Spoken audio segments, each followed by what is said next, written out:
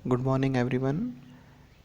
Last class हमने chapter 2 complete कर लिया था। चैप्टर 3 अभी हम लोग कुछ दिनों के लिए छोड़ देते हैं और आज मैं चैप्टर 4 लाइंस और एंगल्स आपको बताने वाला हूँ। तो आइए स्टार्ट करते हैं लाइंस एंड एंगल्स। तो सबसे पहले हम यहाँ पे ये देखते हैं कि जो आपका लाइन होता है और लाइन सेगमेंट दोनों में अंतर क्या होता है। तो अगर फिगर ये आपको दिखाई दे रहा होगा, तो अगर आप ये फिगर में आप देखो तो लाइन और लाइन सेगमेंट दोनों ही आपको स्क्रीन में दिखाई दे रहा होगा। लाइन और लाइन सेगमेंट में जो बेसिक डिफरेंस है ये है कि आप ये जो पॉइंट डी देख रहे हो, तो ये जो डी है इसके बाद आप इस पे आप जितना चाहो उतना बढ़ सकते हो, और ये जो आपको सी जो दिखाई दे रहा है इसके बाद आप कितना भी आप बढ़ सकते हो। इसका मतलब है कि लाइन का कोई पर्टिकुलर आपका लेंथ नहीं होता है। जबकि आप लाइन सेगमेंट में देखो तो ये आपका डी है, तो डी जैसे ही ये आपको पॉइंट दिखाई दे रहा है इसके बाद आप आगे नहीं बढ़ सकते हो। ये जो सी है इसके बाद भी आप आगे नहीं बढ़ सकते हो। तो इसका मतलब है कि लाइन सेगमेंट होगा वो कोई पर्टिकुलर लेंथ का होगा। जैसे अगर मैं आपसे अगर ये पूछूं कि ये देखो ये आपका एक लाइन है जो कि आपका 5 सेंटीमीटर का है, तो ये एक्चुअल में ये आपका लाइन है या लाइन सेगमेंट है? तो ये आपका लाइन सेगमेंट है। ठीक है, तो कोई भी लाइन जिसका एक पर्टिकुलर वैल्यू हो उसे हम लोग लाइन सेगमेंट कहते हैं। अब हम आगे बढ़ते हैं। तो अच्छा, यहाँ पे हम लोग एक चीज़ देखते हैं कि यहाँ पे आपका जो लाइन होता है, लाइन के आप दोनों तरफ आप जितना चाहो उतना बढ़ सकते हो। ठीक है, और जो आपका लाइन सेगमेंट होता है उसमें आप ना तो इस एंड की तरफ बढ़ सकते हो ना ही इस एंड की तरफ बढ़ सकते हो। मगर इसके नीचे, ठीक नीचे आप देखो तो ये आपका है रे। ठीक है, और रे में आपको पता होगा कि यहाँ पे देखो ये जो आपका ओ है, तो ओ के इधर आपका जो लेफ़्ट साइड है इधर आप नहीं बढ़ सकते हो, बट राइट साइड में आप जितना चाहो उतना बढ़ सकते हो। इसका मतलब है कि एक एंड की तरफ आप जितना चाहो उतना आप बढ़ सकते हो। तो इसे हम कहते हैं रे। तो अभी तक हमने 3 चीज़ देखा है। एक आपने देखा है लाइन, एक आपने देखा है लाइन सेगमेंट, और तीसरा देखा है आपने रे। ठीक है, अब यहाँ पे हम देखते हैं। अब आपका देखो जो आपका कोलिनियर पॉइंट है, तो कोलिनियर पॉइंट जो आपको अगर किसी को चेक करना होगा तो मिनिमम आपको कम से कम 3 पॉइंट आपको लेने होंगे। और वो जब 3 पॉइंट आप ले लोगे, जैसे अगर सपोज़ कि ये है, ये है, ये है, तो अगर आपने अगर कोई लाइन ड्रॉ किया है और वो तीनों लाइन से अगर पास हो जाता है, सपोज़ कि यहाँ पे मैं एक लाइन ऐसे ड्रॉ कर रहा हूँ और ये जो लाइन है ये इस पॉइंट और इस पॉइंट, तीनों पॉइंट से वो पास कर रहा है, तो वैसे पॉइंट को हम कहेंगे कोलिनियर। जैसे यहाँ पे आपका जो पॉइंट दिया गया है ए बी सी डी, तो जो आपका स्ट्रेट लाइन था, तो स्ट्रेट लाइन वो ए बी सी डी चारों पॉइंट से आपका लाइन पास कर रहा है, इसीलिए ये ए बी सी डी जो पॉइंट है इसे हम कोलिनियर पॉइंट कहेंगे। उसके ठीक नीचे आपको दिखाई दे रहा होगा नॉन कोलिनियर पॉइंट्स। तो अभी आप ये देखो, यहाँ पे आप देखो ये आपका ये ए बी है। अब जैसे ही ए बी से ऐसे बढ़ोगे तो आपको पता चलेगा कि ये सी और डी आपका क्रॉस ही नहीं कर रहा है। इसका मतलब है कि कोई भी स्ट्रेट लाइन ये चारों पॉइंट से पास करे, ये पॉसिबल ही नहीं है। ये आपका देखो कोई कर्व लाइन हो सकता है कि इस तरीके से ये आपका पास हो, बट ये आपका स्ट्रेट लाइन नहीं है। इसीलिए ये जो ए बी सी डी हैं ये नॉन कोलिनियर पॉइंट होंगे। तो कोलिनियर और नॉन कोलिनियर पॉइंट होने के लिए आपको बस एक ही डिफरेंस है कि जितने भी पॉइंट्स आपको दिखाई दे रहे हैं उससे आप अगर एक स्ट्रेट लाइन पास करो और वो स्ट्रेट लाइन से सभी पॉइंट कट हो जाएं, तो वैसे पॉइंट आपका होगा कोलिनियर पॉइंट। और अगर सभी पॉइंट मतलब एक पॉइंट भी अगर छूटता है जो स्ट्रेट लाइन क्रॉस करने के दौरान वहाँ पे टच नहीं होगा, तो वैसे पॉइंट को हम कहेंगे नॉन कोलिनियर पॉइंट। अब हम आते हैं एंगल। तो एंगल के लिए आप यहाँ देखो तो ये आपको दिखाई दे रहा होगा एंगल, और ये एक्चुअल में ये एंगल आपका बनता कैसे है। तो सपोज़ कि ये आपका एक लाइन है और ये आपका एक लाइन है, तो जिस जगह पे ये कट करेंगे तो यहाँ पे ये जो स्पेस होता है, जैसे यहाँ पे ये जो आपको स्पेस दिखाई दे रहा है, इसे हम कहते हैं एंगल। ठीक है, तो यहाँ पे आप एक चीज़ गौर करना, जैसे अगर सपोज़ कि ये आपका एक ऐसे सपोज़ ये आपका रे है, ठीक है, रे आपको मैंने थोड़ी देर पहले ही बताया है, और सपोज़ कि ये आपका एक रे है, तो इसका देखो ये आपका कॉमन पॉइंट हो गया इस रे के लिए भी और इस रे के लिए भी। सपोज़ इसका नाम ए है और ये आपका बी है, तो ओ ए आपका एक रे हो गया और ओ बी एक रे हो गया। तो इसमें आपको ये देखना है कि इसके बीच में जो आपको ये जो आपको जो जगह दिखाई दे रहा है, ठीक है, तो ये आपको एंगल रिप्रेजेंट करता है। जैसे यहाँ पे आप देखो तो सपोज़ कि ये जो एंगल है, ठीक है, ये 30 डिग्री है, तो ये कितना होगा, ये भी 30 डिग्री होगा, ये 30 डिग्री, ये 30 डिग्री। तो इस पे आप कंफ्यूज मत करना कि ये जितना बड़ा होते जा रहा है ये पता नहीं एंगल इसका बड़ा होगा या छोटा होगा, तो वैसा नहीं करना आपको। ये एंगल अगर 30 डिग्री है तो सभी एंगल 30 ही डिग्री होंगे। तो यहाँ पे आप तो इससे यहाँ पे ये देखो तो ये आपका ये इस तरीके से एंगल को दिखाया जाता है। बहुत बार एंगल को थीटा से दिखाया जाता है, ठीक है।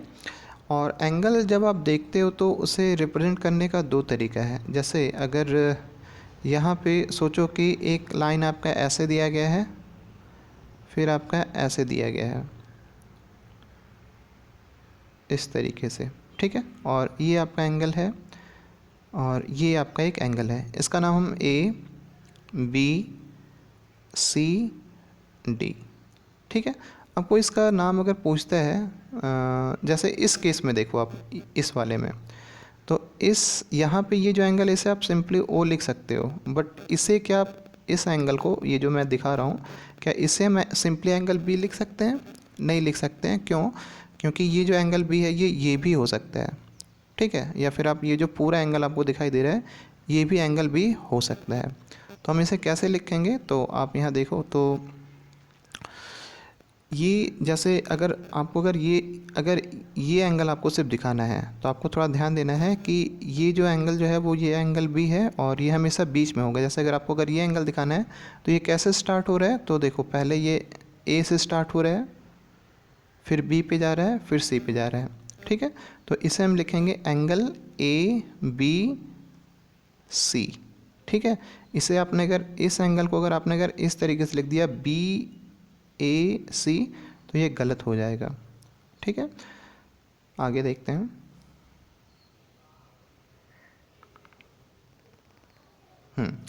तो यहाँ देखो उसी तरीके से अगर आपको ये एंगल दिखाना हो तो हम इसे कैसे दिखाएंगे, तो सी बी डी, या फिर इसी एंगल को ऐसे भी दिखा सकते हो डी बी सी, ठीक है।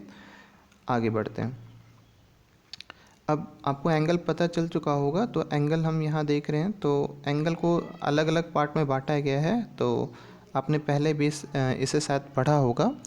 तो यहाँ पे सबसे पहले दिया गया है कि वैसे एंगल जिसका जो मेज़रमेंट है वो 0 से लेकर 90 के बीच में हो। जैसे अगर सपोज़ कि ये आपको एक मिनट, ये एंगल है, ठीक है, और इसी के ऊपर एंगल अगर ऐसे आपने कर दिया तो ये हो गया 0 डिग्री। फिर अगर सपोज़ थोड़ा सा आपने अगर उठा इस तरीके से किया, ये सपोज़ 30 डिग्री है, तो अभी तक ये क्या है 90 से कम है। सपोज़ और आप थोड़ा सा उठे इस तरीके से कर दिया, ये 60 डिग्री है। उसी तरीके से आपने थोड़ा सा और किया, ये सपोज़ 80 डिग्री है। तो ये जितने भी एंगल हैं जो 0 और 90 के बीच में आ रहे हैं, वैसे एंगल को हम कहेंगे एक्यूट एंगल, ठीक है। और जैसे ही ये जब आपका बिल्कुल ऐसे बिल्कुल इस लाइन से ये बिल्कुल सीधे ऐसे हो जाए तो इसे हम कहेंगे 90 डिग्री, जिसे हम लोग कहते हैं राइट एंगल। इसका मतलब है कि 90 से कम तो एक्यूट एंगल, जैसा कि ये फिगर में आपको दिखाई दे रहा है, और अगर 90 हो जाए तो वो आपका हो जाएगा राइट एंगल। और 90 से अगर ज़्यादा हो, ठीक है, 90 से ज़्यादा हो बट 180 से कम हो, तो वैसे एंगल को हम कहेंगे ऑब्ट्यूज़ एंगल। तो यहाँ पे आपको दिख रहा होगा 90 और 180 के बीच में जो एंगल होते हैं उसे कहते हैं ऑब्ट्यूज़ एंगल।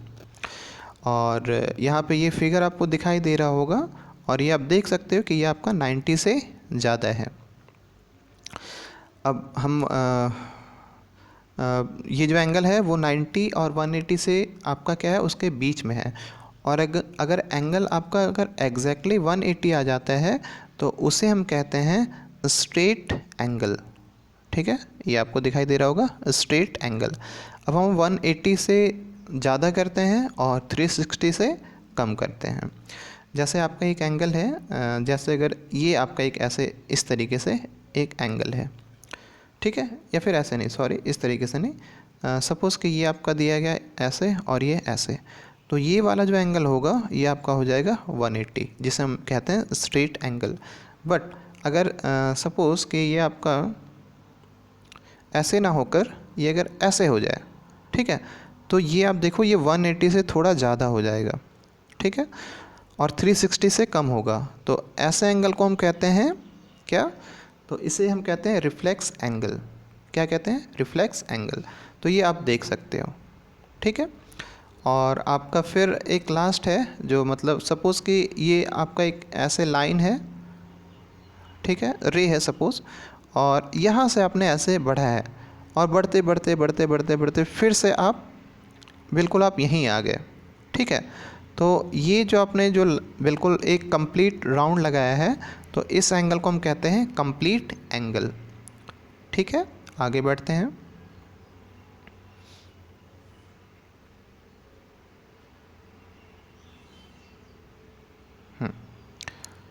ये थोड़ा इम्पॉर्टेंट है और आपके ये एग्ज़ाम में आ सकता है।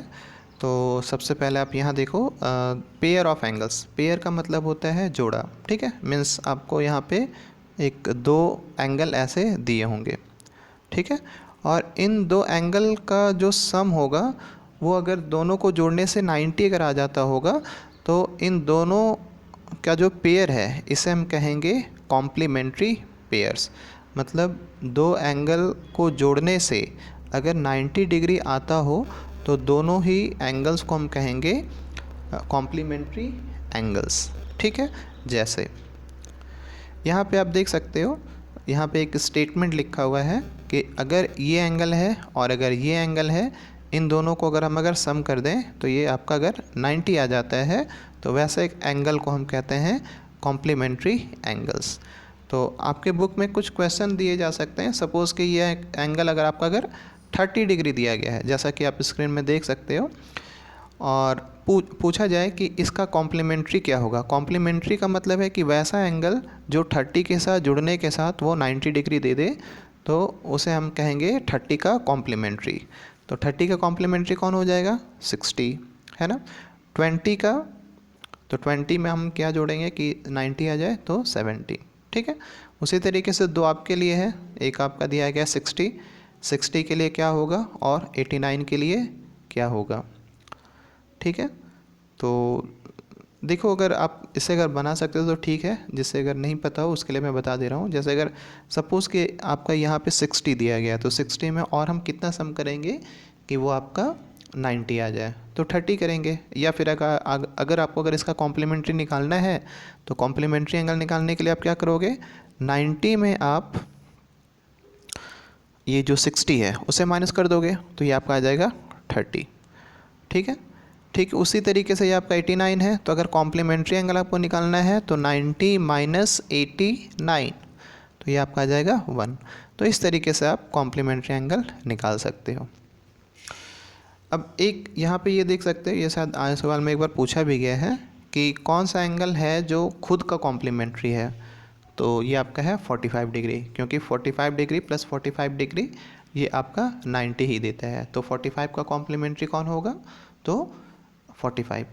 आपको ये बताना है कि 46 का कॉम्प्लीमेंट्री क्या होगा, ठीक है। नेक्स्ट,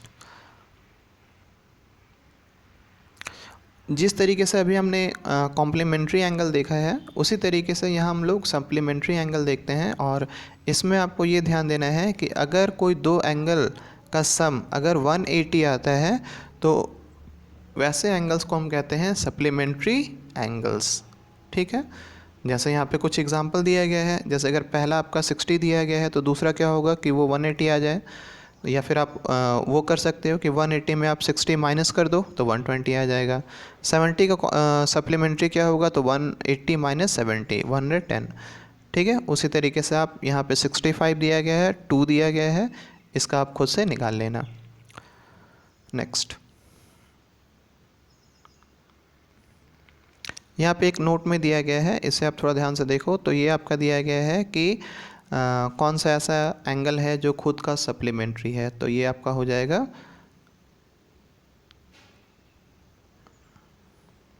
एक मिनट, सप्लीमेंट्री है ना, यहाँ पे थोड़ा सा मिस्टेक हुआ है, यहाँ पे आप थोड़ा सा ठीक से यहाँ देख लेना। यहाँ पे 180 नहीं होगा, यहाँ पे हो जाएगा आपका 90 डिग्री। ठीक है, तो मैं फिर से एक बार रिपीट कर रहा हूँ, यहाँ पे ये जो 180 लिखा हुआ है ये गलत है, यहाँ पे आपका हो जाएगा 90 डिग्री। मीन्स कि 90 डिग्री जो होगा वो खुद का सप्लीमेंट्री होगा, क्योंकि हमें 90 के लिए ढूंढना है एक ऐसा एंगल जिसे जोड़ने के बाद वो आपका 180 आ जाए। तो आंसर हो जाएगा 90 डिग्री। नेक्स्ट,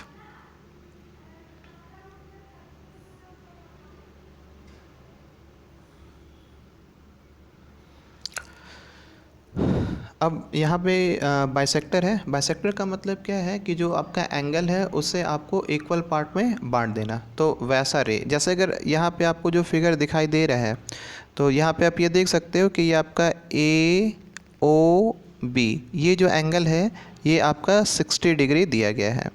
ठीक है, तो यही फिगर आपका यहाँ भी है, बट इसमें अंदर क्या है कि यहाँ पे ये जो रेड कलर का जो लाइन है ये आपको दिखाई दे रहा है, और ये लाइन कर क्या रहा है तो ये आपका पूरा जो एंगल दिखाई दे रहा है इसे ये इक्वल पार्ट में डिवाइड कर दे रहा है। ठीक है, तो यहाँ पे ये जो रेड वाला लाइन दिखाई दे रहा है इसे हम कहेंगे बाइसेक्टर। क्यों कहेंगे? क्योंकि ये जो पूरा एंगल AOB है उसे वो इक्वल पार्ट में बांट रहा है। जैसे यहाँ पे ये 60 था तो इसे ये 30-30 में डिवाइड कर दे रहा है। अगर सपोज़ कि ये आपका 90 होता, अगर ये पूरा एंगल 90 होता तो ये 45-45। ठीक है, ये अगर 80 होता तो ये 40 डिग्री में बांट देता। अगर एक ऐसा एंगल देख रहे हो, सपोज़ AOB, और एक ऐसा एंगल है जो इसे सपोज़ कि ये 180 है और इसे ये 60 और ये 20 में बांट रहा है, तो यहाँ पे आप देख सकते हो कि यहाँ पे ये वाला जो लाइन है ये एंगल बाइसेक्टर नहीं होगा, क्योंकि ये इक्वल पार्ट में उसे डिवाइड नहीं कर रहा है। ठीक है, नेक्स्ट, अब हम लोग आते हैं एडजेसेंट एंगल्स। एडजेसेंट का मतलब होता है पड़ोसी। ठीक है, आप इससे अगर सिंपल भाषा में समझो तो इसका मतलब होता है पड़ोसी। तो यहाँ पे आप ये देखो, जैसे कि सबसे पहले कि अगर कोई दो एंगल अगर एडजेसेंट हैं, जैसे अगर सपोज़ कि एक ये एंगल है, ठीक है, और एक दूसरा एंगल ये है, ठीक है, तो अगर ये एंगल और ये एंगल एक दूसरे के एडजेसेंट है या नहीं, ये हमें पता चलेगा कि उन दोनों का ये जो वर्टेक्स होना चाहिए वो कॉमन होना चाहिए। ठीक है, मतलब सपोज़ कि यहाँ पे ये जो आपको एंगल दिखाई दे रहा है जिसे हमने यहाँ पे अल्फ़ा माना है, ठीक है, तो ये अल्फ़ा का जो वर्टेक्स है वो कौन है? O है। ठीक है, उसी तरीके से ये जो आपका बीटा जो एंगल, ये बीटा ऐसे लिखते हैं, जिन्हें नहीं पता है वो उससे मैं बता दे रहा हूँ, वैसे मुझे पता है कि आप लोगों को पता होगा। ठीक है, तो ये जो एंगल, ये जो आपको बीटा दिखाई दे रहा है, तो ये जो बीटा है इसका आप अगर वर्टेक्स देखो तो इसका भी वर्टेक्स O ही है। इसका मतलब है कि जो एडजेसेंट एंगल्स होंगे उसके कॉमन वर्टेक्स होंगे। ठीक है, फिर कॉमन आर्म होना चाहिए। जैसे सपोज़ कि ये हम एक ऐसा एंगल ले रहे हैं, ठीक है, तो ये जो एंगल बना है वो कैसे बना है? एक ये वाले आर्म से, एक ये वाले आर्म से बना है। ठीक है, फिर एक दूसरा अगर हम यहाँ से लें तो ये जो एंगल है, ठीक है, तो ये वाले एंगल में देखो एक इससे बना है और इससे बना है, तो अगर इससे आप देखो तो ये कॉमन है दोनों में, इस वाले एंगल में भी और इस वाले एंगल में भी। ठीक है, तो यहाँ आप देखो तो यहाँ पे ये जो अल्फ़ा है और बीटा ये दोनों ही एडजेसेंट एंगल हैं। क्यों है एडजेसेंट एंगल? क्योंकि दोनों का जो वर्टेक्स है वो O ही है। ठीक है, और कॉमन आर्म का मतलब है कि ये जो एंगल अल्फ़ा है उसमें एक आर्म आपको OB दिखाई दे रहा होगा, ठीक है, जो कि बीटा बनने में भी OB मदद इसने किया है। ठीक है, एक बार फिर से यहाँ पे ये जो आपका एंगल अल्फ़ा है और ये जो बीटा है ये एडजेसेंट एंगल इसलिए है क्योंकि ये जो AOB और ये COB, इसमें O आपका कॉमन वर्टेक्स आ गया और यहाँ पे जो कॉमन आर्म जो ओ बी है ये कॉमन आर्म है दोनों के लिए, अल्फ़ा के लिए भी और बीटा के लिए भी। अगर हम नेक्स्ट क्वेश्चन देखें तो यहाँ पे आपको ये दिख रहा होगा कि ये जो फिगर आपको 2 दिखाई दे रहा है, इसमें ये जो आपका अल्फ़ा है और ये जो बीटा है ये दोनों क्या मतलब एडजेसेंट एंगल हैं या नहीं। तो ये एडजेसेंट एंगल है या नहीं ये आपको देखना होगा। जैसे अगर सपोज़ कि ये आपको ए ओ बी ये आपको दिखाई दे रहा है और इधर आपको देखो बी ओ के दिखाई दे रहा है, ठीक है। तो सबसे पहले आपको ये देखना है कि क्या दोनों का जो वर्टेक्स है वो ओ है, तो दोनों का वर्टेक्स ओ नहीं है। जैसे अगर ए ओ बी ये वाला एंगल आप अगर देखो तो इसका वर्टेक्स ओ है, जबकि अगर ये बी डी के इसका वर्टेक्स आपको डी दिखाई दे रहा होगा। तो यहाँ पे आप देख सकते हो कि यहाँ पे दोनों ही एंगल जो आपका अल्फ़ा है और बीटा है दोनों का वर्टेक्स अलग अलग है, कॉमन नहीं है, इसीलिए यहाँ पे अल्फ़ा और बीटा ये एडजेसेंट एंगल्स नहीं हैं, ठीक है। एक मिनट, अब हम लोग आते हैं लीनियर पेयर में। तो लीनियर पेयर में आपको ये देखना है, जब आप ये देख रहे हो तो यहाँ पे ये आपका ए ओ बी ये आपको स्ट्रेट लाइन दिखाई दे रहा है, ठीक है। इसमें आपका ये क्या है, ये एंगल है और ये एंगल है, ठीक है। अब इसमें क्या है कि यहाँ आपको ये देखना है कि ये आपका ओ ए ये आपका एक रे है और ओ बी एक रे है, ठीक है। ये दोनों ही रे आपके क्या होने चाहिए, स्ट्रेट लाइन में होना चाहिए। तो अगर दोनों ही स्ट्रेट लाइन में अगर होंगे तो ये आपको ये जो एंगल दिखाई दे रहा है और एक ये जो एंगल दिखाई दे रहा है, जैसे ये एंगल को हम कहेंगे ए ओ सी और इस एंगल को हम कहेंगे बी ओ सी। तो दोनों ही एंगल को जोड़ने से ये हमेशा कितना आएगा, 180 डिग्री आएगा, ठीक है। तो वैसे पेयर को हम कहते हैं लीनियर पेयर, ठीक है। तो यहाँ पे आप देख सकते हो, यहाँ पे कुछ नोट आपको दिया गया है, इसे आप पढ़ो। तो सबसे पहला जो नोट है वो आपको दिया गया है कि A B is a straight line if A B is a straight line, मतलब ए बी अगर स्ट्रेट लाइन है तो सपोज़ मैं यहाँ पे बना रहा हूँ इस तरीके से, ए बी आपका स्ट्रेट लाइन है, ठीक है। तो यहाँ एक ये जो आपको एंगल दिखाई दे रहा है, तो ये एंगल, ठीक है, और ये एंगल, ये दोनों ही एंगल हमेशा जब आप जोड़ोगे तो हमेशा कितना आएगा, 180, ठीक है। इसी का अगर उल्टा करें, अगर मान लेते हैं एक ये एंगल है और एक, फिर से मैं बना रहा हूँ,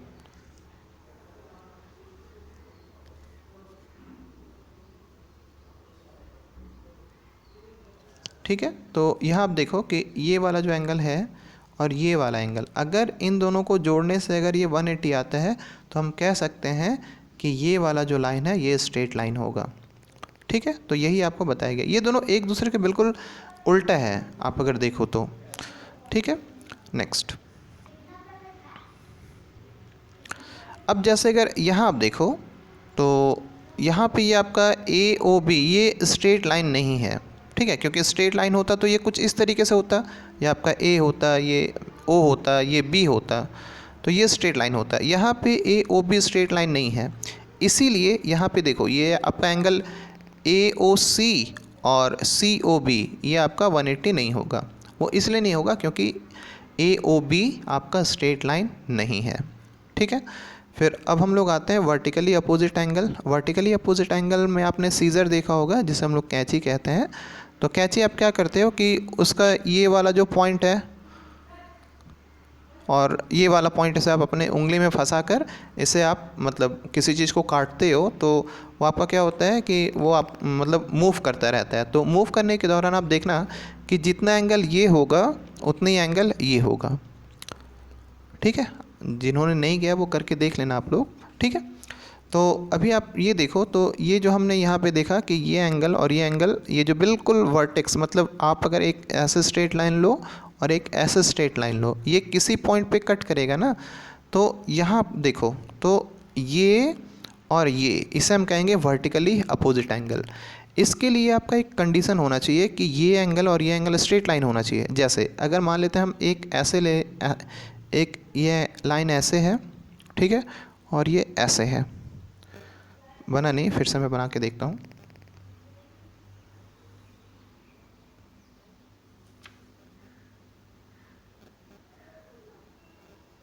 ये आप देख सकते हो। तो ये एंगल और ये एंगल, ठीक है, ये दोनों वर्टिकली अपोजिट नहीं होंगे। क्यों नहीं होंगे? क्योंकि ये वाला जो लाइन है ये इसे ऐसे स्ट्रेट जाना चाहिए था, ठीक है, बट ये ऐसे ना जाकर ये ऐसे ऐसे चला गया। तो ये एंगल और ये एंगल वर्टिकली अपोजिट नहीं होंगे, ठीक है। जबकि अगर ऐसे होता तो ये एंगल और ये एंगल वर्टिकली अपोजिट हो जाता, ठीक है। तो अभी आप ये देख सकते हो कि ये जो आपको फिगर दिखाई दे रहा है, तो इस फिगर में आप जो स्ट्रेट लाइन आपको दिखाई दे रहा है, तो ये देखो ये बिल्कुल स्ट्रेट लाइन है। ये आपका सी डी भी बिल्कुल स्ट्रेट लाइन है। तो यहाँ पे एंगल 3 और एंगल 4 वर्टिकली अपोजिट होंगे। उसी तरीके से एंगल 1 और एंगल 2 वर्टिकली अपोजिट होंगे। तो यहाँ पे आप स्क्रीन में देखो, यहाँ आपको लिखा गया है और इसे आप देख, एक मिनट, हाँ, तो यहाँ पे ये बताया गया है, ये आपका एंगल 1 है, ये एंगल 2 है, एंगल 1 एंगल 2 ये वर्टिकली अपोजिट एंगल हैं। इसी तरीके से आप अगर ऊपर नीचे देखो तो एंगल 3 और एंगल 4 ये वर्टिकली अपोजिट एंगल हैं। तो यहाँ पे आपको बताया गया है कि यहाँ पे ये जो एंगल 1 और एंगल 2 जो आपको दिखाई दे रहा है, ये एंगल 1 और एंगल 2 ये हमेशा क्या होगा? इक्वल होगा, ठीक है। मतलब कोई अगर स्ट्रेट लाइन अगर एक दूसरे के कट करते हैं तो इसमें आपका जो वर्टिकली अपोजिट एंगल होते हैं वो हमेशा इक्वल होते हैं। तो यहाँ पे angle 1 is equal to angle 2, angle 3 is equal to angle 4 होगा, ठीक है। तो आज मैं बुक का कोई भी क्वेश्चन आज मैं सॉल्व नहीं कर पाया। तो मैं आपसे ये कह रहा हूँ कि आप लोग जो आपके पास जो भी बुक हो, आर्य सवाल हो या फिर एस चंद हो, उससे अब आप थोड़ा सा उसका जो एक्सरसाइज है, ठीक है, उसे आप बनाना शुरू करो, ठीक है। अगर आप खुद से बनाओगे तो ज़्यादा बेटर होगा। और जब आप एक बार बना लोगे तो उसमें आपका हो सकता है कुछ आपका मिस्टेक भी होगा। तो एक बार जब मैं कल जो वीडियो बनाने जा रहा हूँ उससे आप देख लेना और उसमें से आप चेक कर लेना कि आपसे कितना सही हुआ है, कितना गलत हुआ है। तो आज के लिए इतना ही। Thank you.